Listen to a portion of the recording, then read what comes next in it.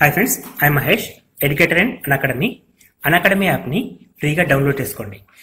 Display మీద కనబడుతున్న ఈ లింక్ని కింద డిస్క్రిప్షన్ బాక్స్లో ఇవ్వడం జరిగింది. ఆ లింక్ని మీరు క్లిక్ చేయడం ద్వారా మమ్మల్ని ఫాలో చేయవచ్చు. అండ్ మేము అర్థమెటిక్స్ అండ్ రీజనింగ్ నుంచి ప్రతి టాపిక్ పైన షార్ట్కట్స్తో కూడిన ట్రిక్స్ని అప్లోడ్ చేయడం జరుగుతుంది. నెక్స్ట్ క్వశ్చన్, 3 సెంటీమీటర్లు, 4 సెంటీమీటర్లు, 5 సెంటీమీటర్లు భుజాలుగా గల త్రిభుజానికి గీయబడే పరివృత్త పరిధి. సో గీయబడిన పరివృత్త పరిధి. మనము కామన్గా త్రిభుజాన్ని ఇష్టం వచ్చిన డ్రా చేయించండి. ఇట్లా డ్రా చేస్తే పరివృత్త వృత్తం పరిధి కావాలంటే 2πr ఫార్ములా. పరిధి అంటే చుట్టకొలత. సో మనకి రేడియస్ కావాలి. ఈ టైంలో రేడియస్ కావాలంటే మనకి ఇచ్చిన కొలతలను బట్టి రేడియస్ కష్టం అవుతుంది. కొంచెం గమనించాలి. ఇక్కడ 3, 4, 5 3 సెంటీమీటర్లు ఇచ్చాడు. ఇక్కడ 3 కొలతలు ఇచ్చాడు. ఈ కొలతలు ఏంటంటే 3, 4, 5 పైథాగోరస్ సిద్ధాంతం ప్రకారం లంబకోణ త్రిభుజం యొక్క భుజాలు అనే ఒక చిన్న విషయం తెలిస్తే పెద్ద ప్రాబ్లమ్ని వితిన్ షార్ట్కట్లు చేయొచ్చు. లేకపోతే ఇక్కడ పెద్ద ప్రాబ్లం అండి. ఎందుకంటే మనకి 3, 4, 5 ఇచ్చినప్పుడు దాని వ్యాసార్థం ఫైండ్ అవుట్ చేయాలి. వ్యాసార్థం నుంచి 2πr వస్తుంది. కానీ మనకు 3, 4, 5 అంటే లంబకోణ త్రిభుజం యొక్క భుజాలు. లంబకోణ త్రిభుజం ఈ విధంగా ఉంటుంది, ఈ విధంగా ఉంటుంది. సపోజ్ ఇది 3 అయితే ఇది 4, ఇది 5 అవుతుంది. ఇప్పుడు దీని పరివృత్త కేంద్రం అంటే ఈ విధంగా వస్తుంది. సో దీని కేంద్రం అంటే ఇక్కడ నుంచి ఇటు గీసిన డిస్టెన్స్. ఇట్లా కూడా అనుకోవచ్చు కదా. ఇది కూడా వ్యాసార్థమే కదా, ఈ మధ్యలోనే ఉంటుంది అనమాట. సో ఇది 5 అయితే ఇది ఎంత అవుతుంది? 5/2 అవుతుంది. 5/2 అవుతుంది. సో ఆ వ్యాసార్థం ఎంత? 5/2 సరిపోయింది. ఇక్కడ మనకి పరిధి కావాలి కాబట్టి 2 × 22/7 ఆర్ పై అన్ని 5లో ఉన్నాయి కదా. పై 2 × π × r 5/2. 2 get cancel, 5 answer. So ఎంత సింపుల్గా అయిపోయింది క్వశ్చన్. కొంచెం అంటే లాజికల్గా థింక్ చేయాలి. అంటే మీరు స్టడీ అనేది ఆ రేంజ్కి వెళ్ళాలి. సో ఇచ్చిన కొలతలు ఇట్లా ఉండేది కూడా థింక్ చేస్తే ఆన్సర్ సరిపోయింది. ఇచ్చిన కొలతలు ఇట్లా ఉంటాయంటే లంబకోణ త్రిభుజం యొక్క భుజాలు. సో లంబకోణ త్రిభుజం యొక్క భుజాలు అన్నప్పుడు ఆటోమేటిక్గా కర్ణం అనేది వ్యాసం అవుతుంది. కర్ణం అనేది వ్యాసం అవుతుంది. వ్యాసార్థం ఎంత? ఇందులో సగం ఉంటుంది. ఈ విషయం ఒక్కటి తెలిస్తే ఎంత పెద్ద క్వశ్చన్ నుంచి అంటే 8 మార్కుల క్వశ్చన్ నుంచి ఒక బ్రాకెట్, ఒక ఖాళీ అంటే ఒక హాఫ్ మార్క్ క్వశ్చన్కి కన్వర్ట్ చేసిన వల్ల మనకు చిన్న షార్ట్కట్స్ తెలిస్తే ఏ క్వశ్చన్ తెలిస్తే తక్కువ టైంలో చేయొచ్చు. నెక్స్ట్ క్వశ్చన్, సమబాహు త్రిభుజంలో ఒక భుజం 4/3 సెంటీమీటర్లు అయినా దాని పరివృత్త వ్యాసార్థం సెంటీమీటర్లో. సో సమబాహు త్రిభుజం అంటే ఈ విధంగా తీసుకుంటాం. పరివృత్తం అంటే ఇది, దాన్ని వ్యాసార్థం అడిగండి. ఇప్పుడు క్వశ్చన్ అండి ఇది. ఇంతకుముందు మనం డిస్కస్ చేసిన క్వశ్చన్ ఇది. యాక్చువల్గా ఇంత పైన క్వశ్చన్ కూడా అదే విధంగా చేయాల్సి వస్తుంది. కానీ అది సమబాహు త్రిభుజం కాదు, ఇది సమబాహు త్రిభుజం. సో సమబాహు త్రిభుజానికి ఒక సైడ్ ఎంత అంట? 4√3. అన్ని సైడ్స్ కూడా 4√3 ఉంటాయి. సో మనకు అడుగుతుంది ఏంటంటే దాని వ్యాసార్థం అడిగాడు. సో పరివృత్తం యొక్క వ్యాసార్థం అని అడిగాడు. సో పరివృత్తం వ్యాసార్థం అంటే ఫస్ట్ సమబాహు త్రిభుజం యొక్క వైశాల్యం కనుక్కుందాం.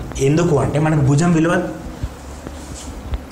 విలువ డైరెక్ట్గా ఇచ్చాడు. కానీ వైశాల్యం ద్వారా ఒక చిన్న ప్లస్ పాయింట్ ఏంటంటే ఒక సమబాహు త్రిభుజం యొక్క వైశాల్యం ఏమవుతుంది? మనకి √3/4 a² అవుతుంది. ఇంకొక రకంగా రాయొచ్చు. ఇదే త్రిభుజం యొక్క వైశాల్యం ఏమవుతుందంటే ½ × బేస్ × హైట్ అవుతుంది. ½ × బేస్ × హైట్ అవుతుంది. అంటే మనకు అడిగింది ఎత్తు. ఎత్తు అంటే ఎత్తు డైరెక్ట్గా అడగలేదు. సో ఇక్కడ వ్యాసార్థం అడిగాడు. వ్యాసార్థం అంటే ఇక్కడి నుంచి ఇదండి, ఇది వ్యాసార్థం. సో ఇది కావాలంటే ఫస్ట్ నేను మొత్తం ఎత్తు కనుక్కుంటున్నా. మొత్తం ఎత్తు కనుక్కున్న తర్వాత వ్యాసార్థాన్ని సపరేట్ చేస్తాను. ఇది మనకు కావాల్సిన వ్యాసార్థం. ఇది మనకు అడిగాడు. నేనేం చేస్తున్నా అంటే మొత్తం ఎత్తును ఫైండ్ అవుట్ చేస్తున్నాను. సో మొత్తం ఎత్తు అంటే ఇదండి. సో మొత్తం ఎత్తును ఫైండ్ అవుట్ చేయడం ద్వారా ప్లస్ పాయింట్ ఏంటంటే తర్వాత వ్యాసార్థం ఏ విధంగా చేయాలో చెప్తాను నేను. సో ఇక్కడ మనకి సమబాహు త్రిభుజం యొక్క వైశాల్యం √3/4 a². దాని వైశాల్యం ఇంకో త్రిభుజం వైశాల్యం ఏమవుతుంది? 1/2 ½ × బేస్ అని కూడా రాసుకోవచ్చు కాబట్టి ఇట్లా కూడా రాసుకున్నాం. సో ఇక్కడ ఏ అంటే భుజం సేమ్ కాబట్టి క్యాన్సల్ చేస్తే 3/4 √3/4 × a 4√3 which is equal to 1/2 × h.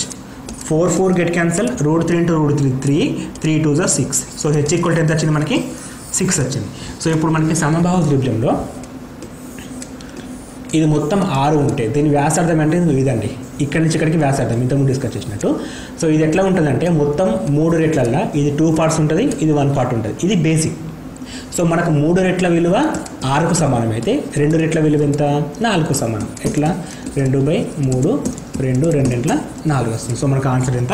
4 సెంటీమీటర్లు. సో ఇక్కడ మనకి సమబాహు త్రిభుజంలో ఒక ఎత్తు అనేది వ్యాసార్థంలో 2 రెట్లు ఉంటుంది. అంటే 3/2 రెట్లు, 2/3 రెట్లు ఉంటుంది. అంటే మొత్తం 3 రెట్లకు సమానం. ఈ ఎత్తు అనేది 3 పార్ట్స్కి సమానం. అలా 2 పార్ట్స్ ఇది, 1 పార్ట్ ఇది. సో మనకు కావాల్సింది ఇక్కడ నుంచి ఇక్కడికి హైట్. సో ఇది 2 పార్ట్స్, ఇది 1 పార్ట్. మొత్తం ఎంత వచ్చింది? మనకి 6 వచ్చింది. 6లో 2 పార్ట్స్ ఎంత? 1 పార్ట్ ఎంత? 6లో 1 పార్ట్ 2 పార్ట్స్ 4. సో మనకు ఆన్సర్ ఎంత? 4 అనేది తెలుస్తుంది. బేసిక్స్ ద్వారా కొంచెం ఐడియా ఉండాల్సి వస్తుంది. ఒక రకంగా ఆలోచిస్తే ఇది కొంచెం టఫ్ క్వశ్చన్ అండి. ఇంతకుముందు అడిగిన వాటికంటే ఇది చాలా టఫ్గా ఉంది. అంటే మనకు అన్ని క్వశ్చన్స్ ఒక రకంగా ఉన్నాయని చెప్పిన కదా, ఆ మిగిలిన 5 క్వశ్చన్లు ఇది ఒకటి ఉంటుంది. సో దీన్ని బేస్ చేసుకొని మిగిలిన చేయడం మర్చిపోవడం అది కొంచెం ఫూలిష్నెస్ అవుతుంది. నెక్స్ట్ క్వశ్చన్, చతుర్భుజం యొక్క కర్ణాలు పరస్పరం లంబాలు మరియు సమానాలు అయితే ఆ చతుర్భుజం ఏ విధంగా అవుతుంది? సో ఫస్ట్ చతుర్భుజం అంటే 4 భుజాలు ఉంటాయి. సో ఎట్లా తీసుకున్నా మనకు సంబంధం లేదు. ఇప్పుడు దీర్ఘచతురం తీసుకున్నాం. సో ఇక్కడ కర్ణాలు లంబాలు. సో దీర్ఘచతురంలో కర్ణాలు సమానాలు కానీ లంబాలు కావండి. ఎందుకంటే మనం దీర్ఘచతురం ఇట్లా కూడా తీసుకోవచ్చు. ఇప్పుడు మనం ఇట్లా తీసుకుంటే ఇది లంబంగా ఉన్నాయా? లేవు.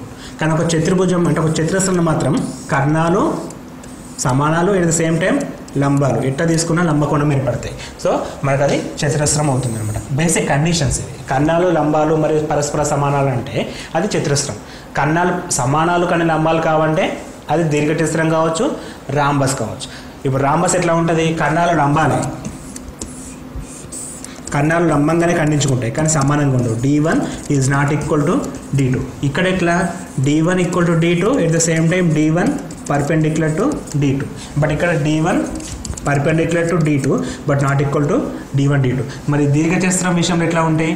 D1 equal to D2 but D1 is not perpendicular to D2. So ఇక్కడ డిఫరెంట్ కండిషన్.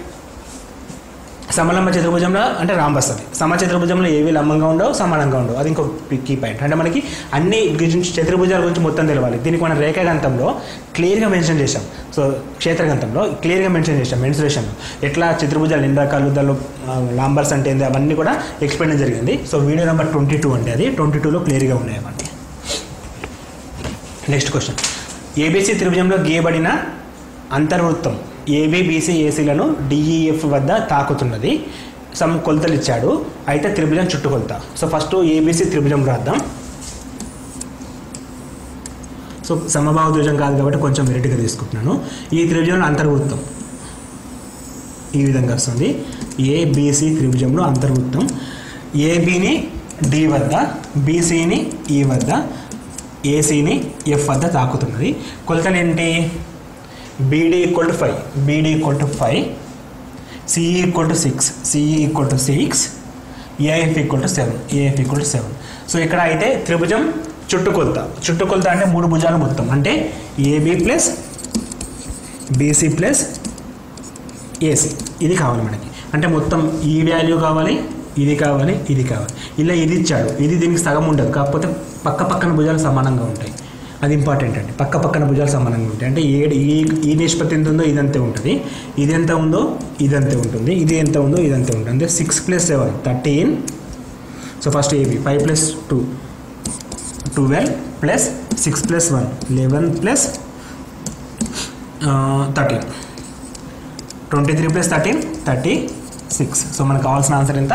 36 సెంటీమీటర్స్. సో చిన్న బేసిక్స్ ద్వారా కూడా క్వశ్చన్స్ అడగడం జరుగుతుంది. నెక్స్ట్ క్వశ్చన్, సమగణం ప్రక్కతల వైశాల్యం 576 చదరపు సెంటీమీటర్లు అయినా సంపూర్ణతల వైశాల్యం ఎంత? సమగణానికి సంపూర్ణతల వైశాల్యం పక్కతల వైశాల్యం మధ్య సంబంధం ఇచ్చాడు. సో ఫస్ట్ సమగణం అంటే ఈ విధంగా ఉంటుంది. సో ఇక్కడ మనకి సంపూర్ణతల వైశాల్యం పక్కతల వైశాల్యం అంటే ఫార్ములా 4a². అడుగుతుంది సంపూర్ణతల వైశాల్యం. 4a² equal to 576. ఇక్కడ ఇచ్చింది 576. అయితే 6a² ఈక్వల్ టు ఎంత? క్రాస్ మల్టిప్లికేషన్ చేసుకుంటే 576 × 6a² / 4a². a² get cancel. 2 × 3 = 2 రెట్ల 2 ఎక్కం 2 × 4 1 మిగులుతుంది 17, 2 × 16 1 మిగులుతుంది 2 × 16, 8 × 3 = 24, 8 × 3 = 24 + 2 26, 3 × 6 + 2 3 × 6 + 2 8, 864 అనేది ఆన్సర్. 864 మనకు కావాల్సిన చదరపు సెంటీమీటర్ల సంపూర్ణతల వైశాల్యం. నెక్స్ట్ క్వశ్చన్, స్తూపం యొక్క ప్రక్కతల వైశాల్యం సమానంగా ఉంచుతూ వ్యాసార్థాన్ని రెట్టింపు చేసిన దాని ఎత్తు ఏమవుతుంది? సో స్తూపం యొక్క ప్రక్కతల వైశాల్యం 2πr × r + h.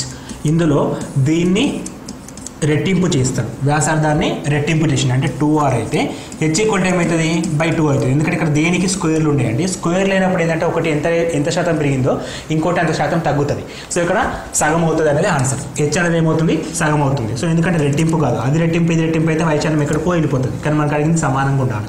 సో ఇది ఒకటి పెంచినప్పుడు ఇంకోటి తగ్గియాలి. ఇది ఏ శాతంలో పెంచిందో ఇది ఆ శాతం తగ్గుతుంది. ఇది 2% అయింది, రెట్టింపు అయితే ఇది సగం.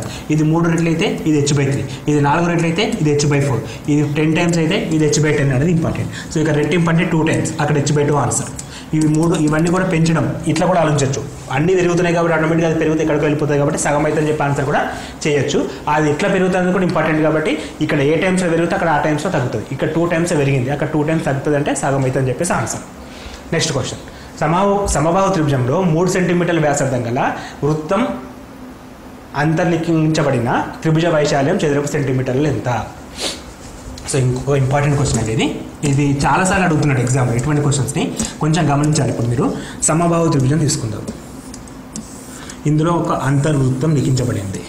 సమబాహు త్రిభుజం యొక్క భుజం విలువ, సమబాహు త్రిభుజంలో 3 సెంటీమీటర్ల వ్యాసార్థం గల వృత్తం అంటే 3 సెంటీమీటర్ల వ్యాసార్థం గల వృత్తం, ఇది 3 సెంటీమీటర్లు అయితే త్రిభుజ వైశాల్యం ఎంత? సో సమబాహు త్రిభుజ వైశాల్యం అడుగుతున్నాడు. సో సమబాహు త్రిభుజ వైశాల్యం ఫార్ములా √3/4 a². సో మనకు కావాల్సింది ఒక భుజం విలువ కావాలంటే ఒక భుజం విలువ కావాలి. సో ఒక భుజం విలువ కావాలి అంటే మనకి ఇక్కడ ఇది ఇచ్చాడు, కొంచెం గమనించండి. ఇది మొత్తం ఎంత ఉంటుంది 60 డిగ్రీలు, ఇది 60 డిగ్రీలు, ఇది 60 డిగ్రీలు. ఇట్లా ఒక లైన్ గీస్తే ఇది ఎంత ఉంటుంది 30 డిగ్రీలు ఉంటుంది. ఎందుకంటే కరెక్ట్ సగం ఉంటుంది కాబట్టి ఇది 30 డిగ్రీలు ఉంటుంది. మనకు ఈ విలువ తెలుసు, ఈ విలువ నెక్స్ట్ అనుకుంటున్నా. సో ఇక్కడ 30 డిగ్రీలు. టీటా ఎదురు భుజము ఆసన భుజము. ఎదురు భుజానికి ఆసన భుజానికి మధ్య ఫార్ములా ట్యాన్ టీటా అండి. ట్యాన్ టీటా ఈక్వల్ టు ఎదురు భుజం అంటే 3 బై ఆసన భుజం అంటే x.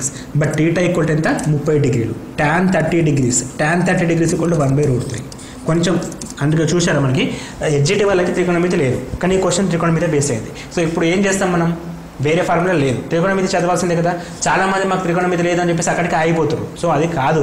10th క్లాస్ లోపల ఏ క్వశ్చన్ అయినా సరే వాడు ఇండైరెక్ట్గా అడిగే ఛాన్స్ ఉంది కాబట్టి అన్ని కాన్సెప్ట్స్ చదవడం ఉత్తమం. అంటే 10th క్లాస్ బుక్స్ అన్ని ముందు పెట్టుకోండి, ప్రతి కాన్సెప్ట్ చదవండి. సో ఈ సిలబస్లో మెన్షన్ చేశాడు, ఇదే చదవాలి, ఇది మెన్షన్ చేయలే, ఇదే చదవద్దు అనేది మద్దు మనకి. అన్నీ చదువుతున్నప్పుడే అన్ని మార్క్స్ కావాలి. ఇక్కడ tan 30 అంటే 1/√3. So by 3/x. So x value ఎంత వస్తుంది మనకి 3√3 వచ్చింది. అంటే ఇక్కడ x వాల్యూ 3√3 వచ్చింది. ఇది 3√3 ఉంటే ఇది కూడా సగం ఉంటుంది అంటే 3√3. ఇప్పుడు మనకు ఒక భుజం అనేది 3√3 + 3√3 = 6√3 వచ్చింది. సో ఒక భుజం ఎంత మనకి 6√3. హోల్ స్క్వేర్ ఉంది a² కాబట్టి అంటే √3/4 × 6² 36, √3 × √3 3, 4 × 4 9, 9 మూల 27√3. సో ఆన్సర్ ఎంత 27√3. 27√3 అవడం జరుగుతుంది. సో ఇక్కడ క్వశ్చన్స్ చూడండి ఒకసారి. ఇక్కడ అడుగుతున్న క్వశ్చన్ ఏంటంటే సమబాహు త్రిభుజం తీసుకున్న దానిలో కూడా వృత్తం నిర్మించడం, వ్యాసార్థం 3 సెంటీమీటర్లు డ్రా చేసినాం. ఇక్కడ మన లాజిక్ స్టార్ట్ అయింది. ఒక గీత నేను ఇట్లా గీసుకుంటే ఇది వ్యాసార్థం అవుతుంది ఆటోమేటిక్గా. అఫ్కోర్స్ దీన్ని కూడా మనం వ్యాసార్థం అనొచ్చు. ఇక్కడ కూడా ఇది వ్యాసార్థం కాదండి, ఇది మాత్రమే వ్యాసార్థం అవుతుంది. అంతర్వృత్తం అంటే ఇక్కడికే వ్యాసార్థం కదా. సో ఇది మనం తీసుకోవాలి, ఇది మాత్రం వ్యాసార్థం తీసుకుంటాం. ఇది వ్యాసార్థం అయినప్పుడు దీని విలువ కావాలి నాకు. ఇది ఎదురుభుజం ఆసన భుజం. టీటా ఉన్నప్పుడు ఎదురుభుజానికి ఆసన భుజానికి మధ్య సంబంధం tan theta. Tan theta equal to ఎదురుభుజం బై ఆసన భుజం. సో ట్యాన్ టీటా అంటే tan 30 = 3/x. So x value ఎంత వస్తుంది, tan 30 = 1/√3 వస్తే x = 3√3 వచ్చింది. సో ఒక పార్ట్ 3√3 ఉంటే ఆటోమేటిక్గా ఇంకో పార్ట్ ఎంత ఉంటుంది, ఇంకో 3√3 ఉంటుంది. ఈ రెండు కలిపితే 6√3 వచ్చేసింది. సో మనకు ఒక భుజం 6√3. సో ఇక్కడ భుజాన్ని సబ్స్టిట్యూట్ చేసి మనం సింప్లిఫై చేస్తే మనకు ఆన్సర్ 27√3.